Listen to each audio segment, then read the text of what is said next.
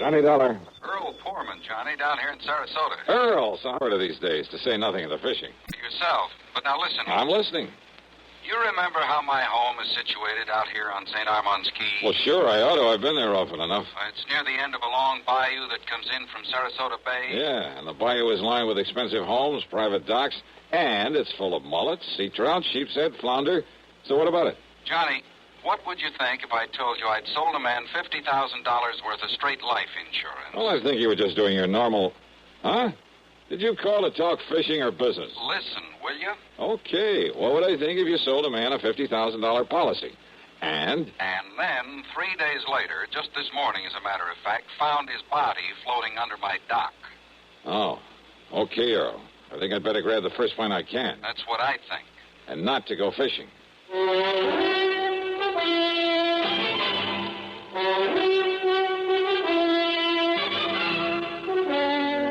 CBS Radio brings you Bob Bailey in the exciting adventures of the man with the action-packed expense account, America's fabulous freelance insurance investigator. Yours truly, Johnny Dollar.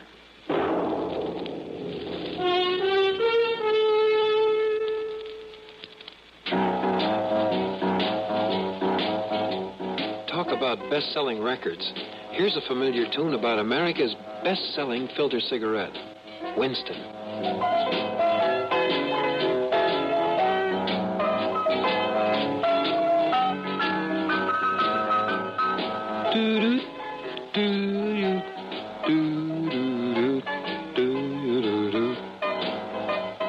Winston gives you real flavor, full, rich tobacco flavor.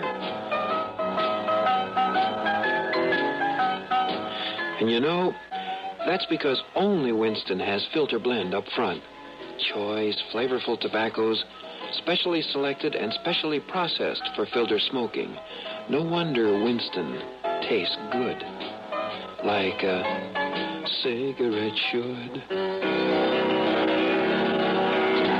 Smoke Winston. And now, Act One of yours truly, Johnny Dollar.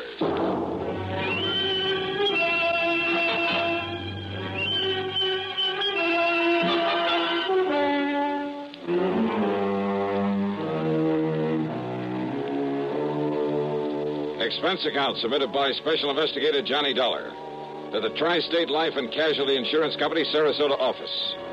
Following is an account of expenses incurred during my investigation of the Bayou body matter.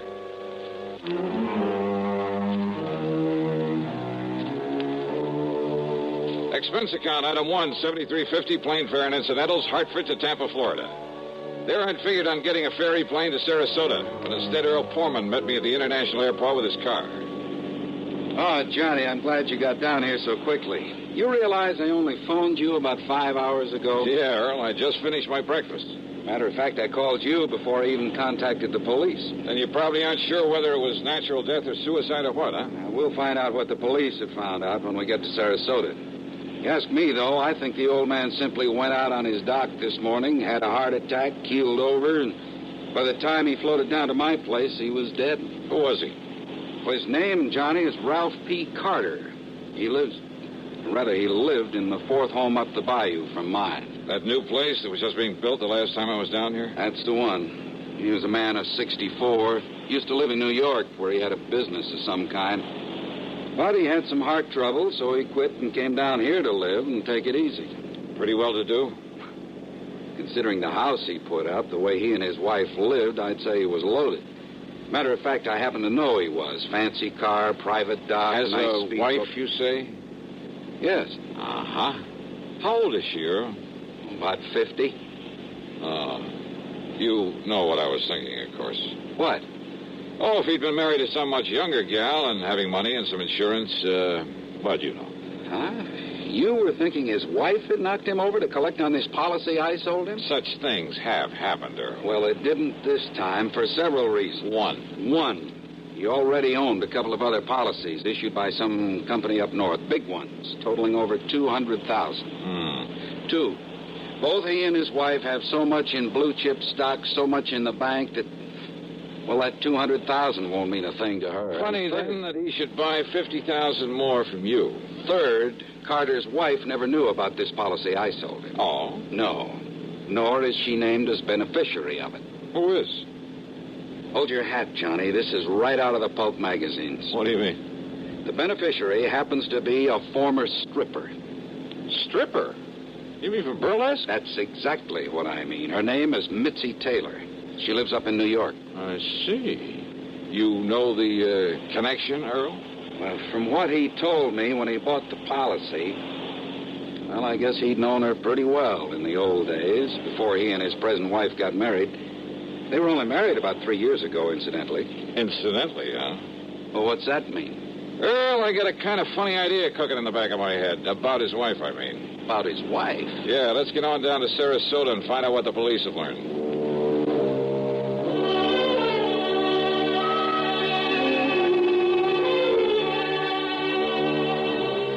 The police hadn't wasted any time.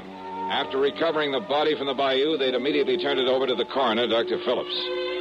Sergeant Edwards, who was in charge of the case, made us cool our heels until the coroner could finish his preliminary examinations. But why an autopsy, Sergeant? You mean you suspect foul play, something like that? He was alone. He was unattended when he died, Mr. Pullman. That means an autopsy is mandatory. Oh. Hey, tell me this, Sergeant. Do you yourself have any reason to be suspicious of how Mr. Carter may have died? You don't mind, sir. I'd rather wait until Dr. Phillips is through before we talk about it. Which means you did find something suspicious. I didn't say that, sir. Well, you might just as well have. Did you talk to Mrs. Carter? No, sir. What? It happens she isn't home. Then she doesn't know her husband is dead? Looks that way, doesn't it? Oh, come on. Now, wait a minute. Sergeant, that's a pretty evasive answer. Truth is, Mr. Dollar, it was meant to be. Oh, great, great. Then I can expect a lot of cooperation from this department. All we can possibly give you, sir, when we find out what we have to go on. Yeah. Earl, do you know if Carter had a regular physician? Yeah, Dr. Theo Foote, Johnny. We've checked with him, Mr. Dollar. And? Mr. Carter's heart condition was such that he was ready to go at any moment, and without warning. But if you're suspicious of something else... Have I given you any real reason to be suspicious? Now, look, Sergeant, let's not be... Dr. Phillips. Johnny Dollar. Hiya, Doc. I might have known you'd be called in on this, Johnny. You certainly got down here in a hurry. Mr. Pullman? Hello, Coroner. Did you find out anything, Doctor? You were right, Sergeant. I've got a lot more work to do, of course, before making out my report on this case, but there's no question about it. Mr. Carter died neither from a heart attack nor from drowning. Oh? What did kill him, Doc? He was struck so hard at the base of the skull that death must have been instantaneous. Murder, Johnny. And without question, the murder weapon was the wrought iron poker that you found there in his home. No reason for suspicion, Sergeant? Thanks, Doctor. I'll get out an APB on Mrs. Carter right away. I think you'd better. And, Mr. Dollar, I'm afraid you'll just have to wait around until we pick her up. You, want to bet on that?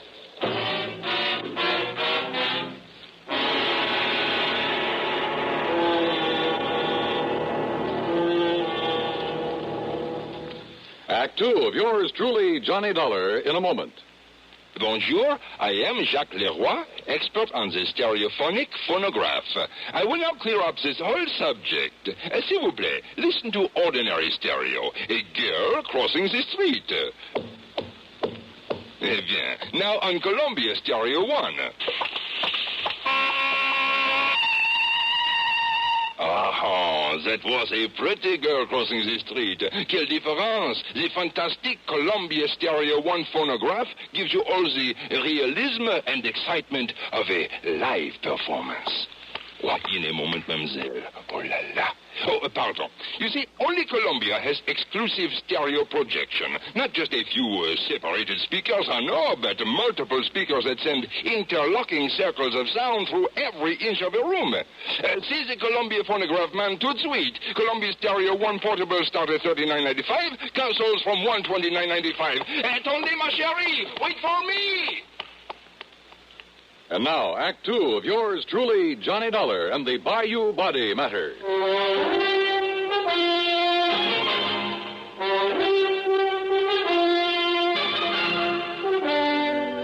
The machinery is in operation, Mr. Dollar, and as soon as we get any word as to the whereabouts of Mrs. Carter, we'll let you know. Yeah, thanks a lot.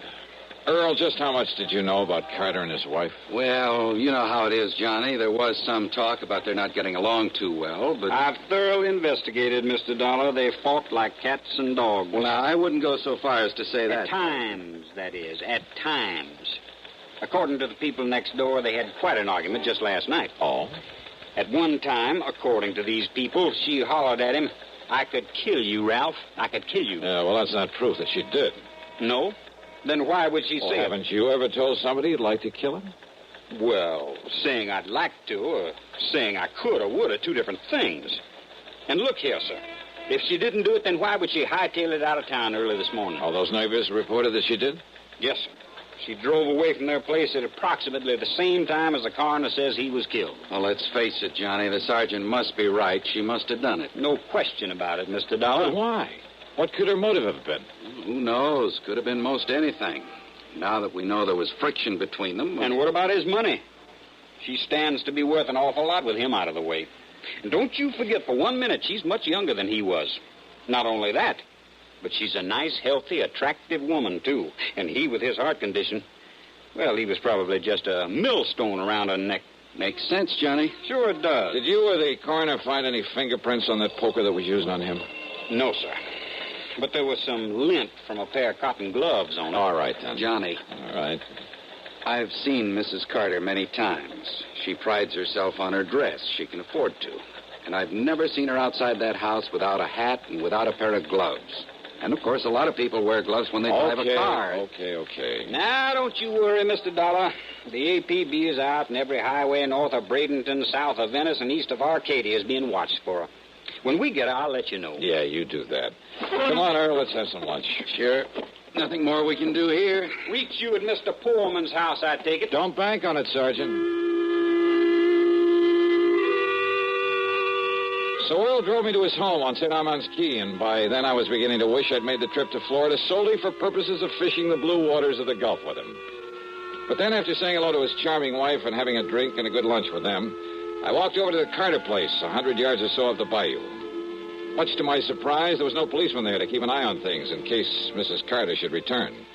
I was even more surprised to find the side door standing wide open. So, needless to say, I walked in and looked around.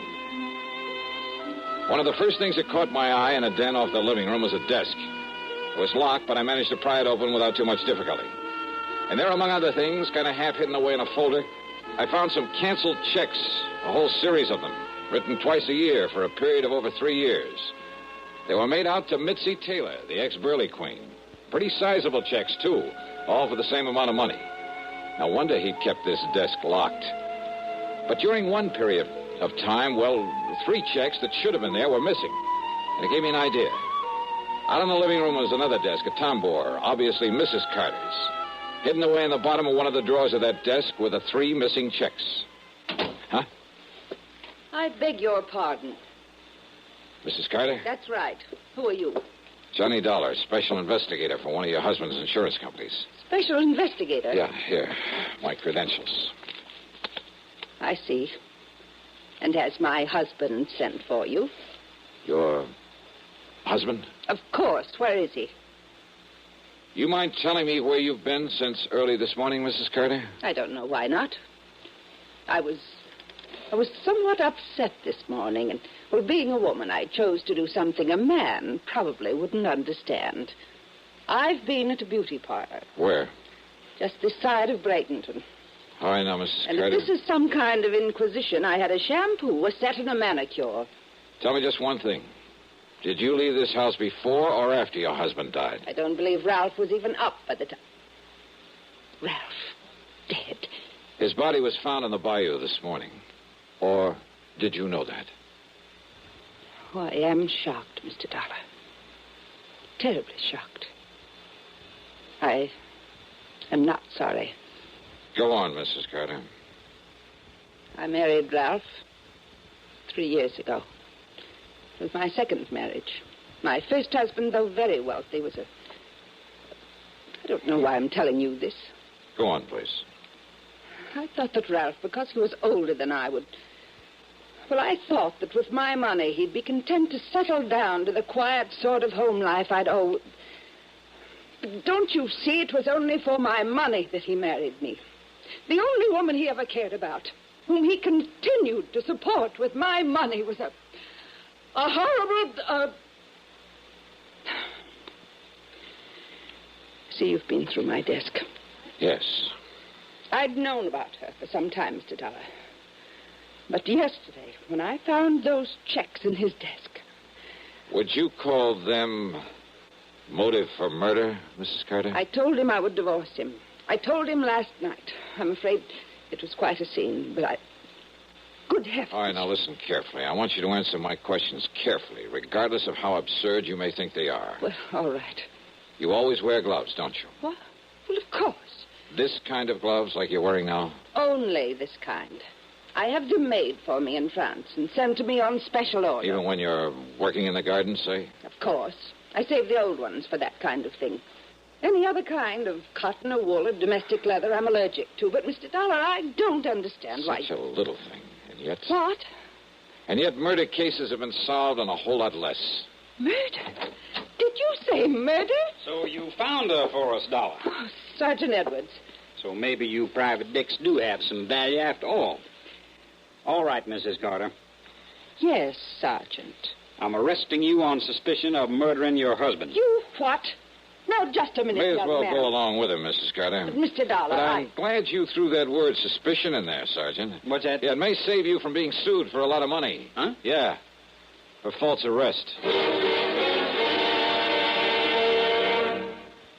Act 3 of yours truly, Johnny Dollar, in a moment. Welcome, recording star Mel Torme. It's terrible trying to sing with a bad cold. So I always take 4-way cold tablets to relieve cold miseries fast. Good idea. Tests of all the leading cold tablets proved 4-way fastest acting.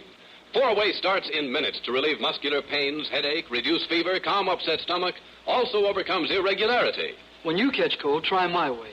Take 4-way cold tablets. The fast way to relieve cold distress and feel better quickly.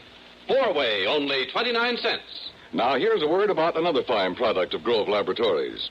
Had dandruff for years? Now get rid of it in 3 minutes with Fitch Dandruff Remover Shampoo.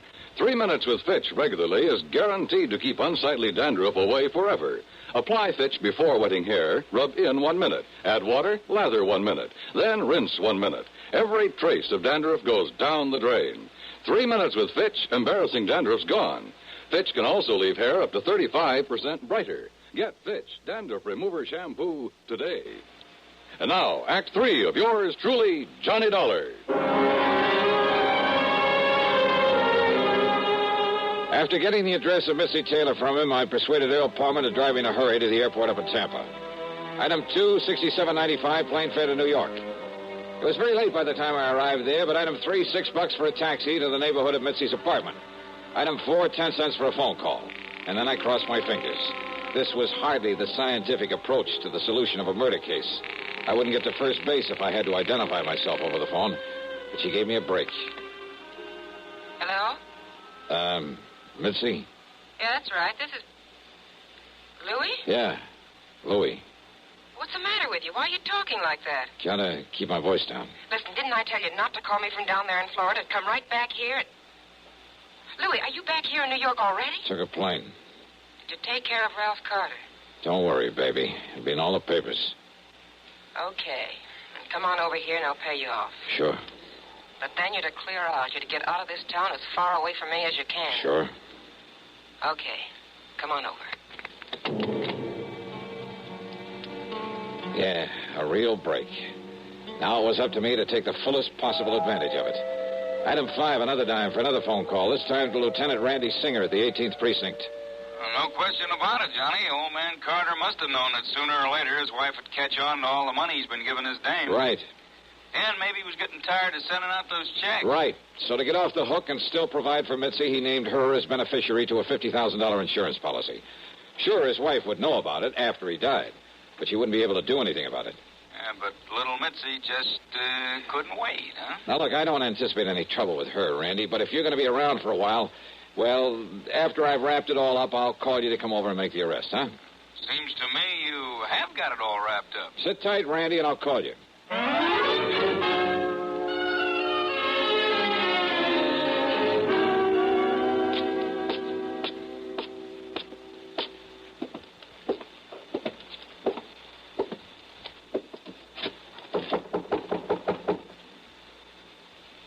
Yeah, who is it? Louis.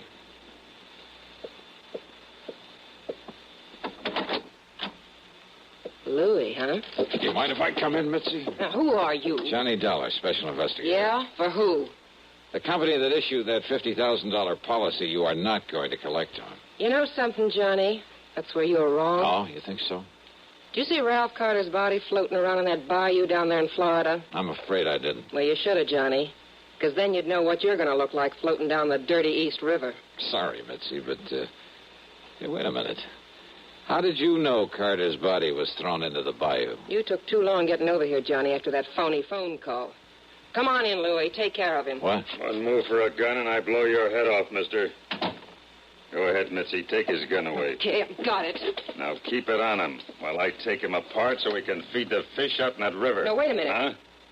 Wait till I close the door to the corridor so that... What? That's right, Mitzi. Don't bother. Cops! The cops! Drop it, Louis!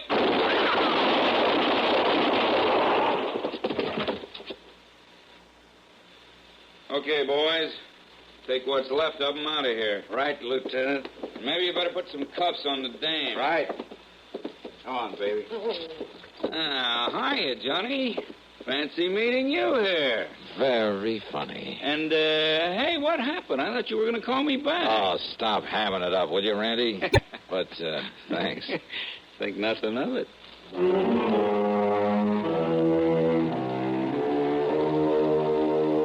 Louis managed to survive, and I understand that the way he shut up his mouth in the hospital, well, I understand he pretty much cinched the case against both himself and Mitzi. So, expense account total, including a big midnight supper for Randy and myself and a train back to Hartford, $168.65. Yours truly, Johnny Dollar.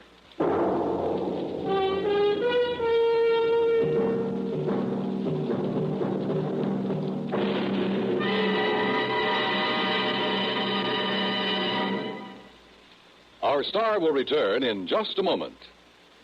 This is the cold season. What do medical authorities say about the common cold? Doctors tell us there is no known drug which will cure a cold. There are effective medications for treating complications, accompanying or following a cold. If you've been taking sensible precautions and still have one cold after another, it's best to see your doctor. And here's more good advice. When you have a cold and need a laxative, that's the time to rely on gentle X-Lax. Pleasant-tasting, chocolated X-Lax helps you toward your normal regularity gently overnight. X-Lax gets along with any cold remedies you may be taking, and X-Lax is in the lower tract, not the stomach. Taken at bedtime, X-Lax won't disturb sleep, gives you the closest thing to natural action the next morning. You're well on your way toward your normal regularity without upset or discomfort. So when you have a cold and need a laxative, take X-Lax, the laxative you can use with complete confidence.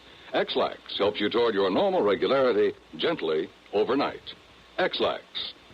Now, here's our star to tell you about next week's story. Well, next week I take another trip to Florida, and I still don't get a chance to go fishing. Instead, a lesson in how not to commit a murder. Join us, won't you? Yours truly, Johnny Dollar.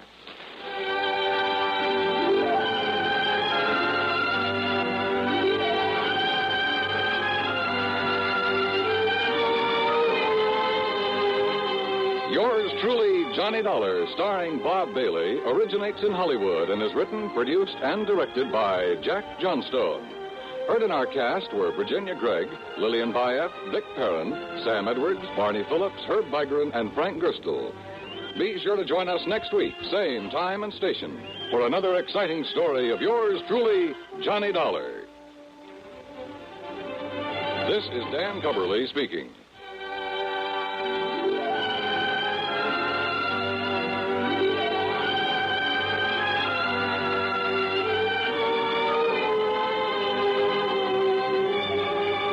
This is the CBS Radio Network. Gentlemen, your attention, please. Now, here's the problem. Your pilot is flying a 400,000-pound, 650-mile-per-hour B-52D Stratofortress.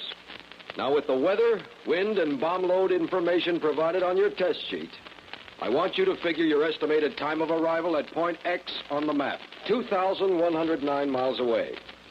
Quite a knotty problem, isn't it? but not for the fledgling navigators in U.S. Air Force aviation cadet training. You see, these men have a firm background in astronavigation, electronics, engineering, and allied fields. They are eminently prepared to cope with the most intricate navigational situations. College men between 19 and 26 and a half. Find out today if you can qualify as an Air Force navigator. If so, you're in for a prestige position with a brilliant future. See your local Air Force recruiter today for